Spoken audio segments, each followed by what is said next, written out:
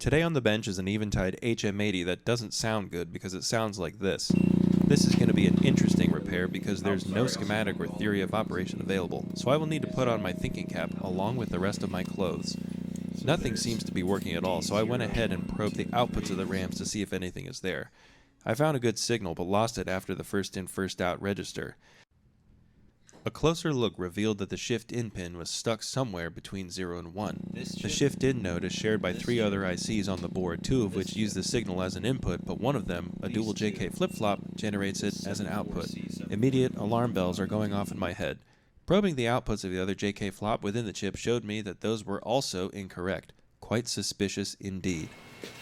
Just to be sure, I took out the first in first out registers to check the shift in pin for any change. Somebody has already But this test yielded no fruit whatsoever.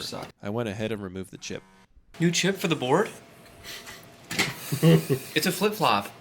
Anyone who has worked on old Eventides knows that the boards can be quite brittle, and if you're a little too overzealous with the desoldering iron, you can tear out some vias or rip off some pads. Even though I was pretty confident this IC was the cause of all the hoo-ha, I threw it in the chip tester and, bingo, a failed chip. Luckily, we keep a stock of these chips in our IC dungeon, which is very poorly lit.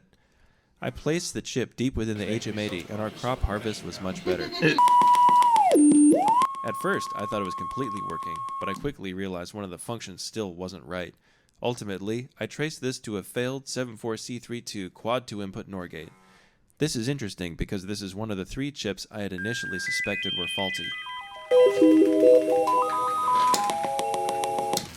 I put in a new one and it had failed, but it was just the wrong fucking chip. I could also mention that I briefly misled myself by inserting the wrong chip in place of the 74C32, like a dummy. Anyway, the unit is now fully working. Thank you so much for watching. I just want to go home and play GTA 6.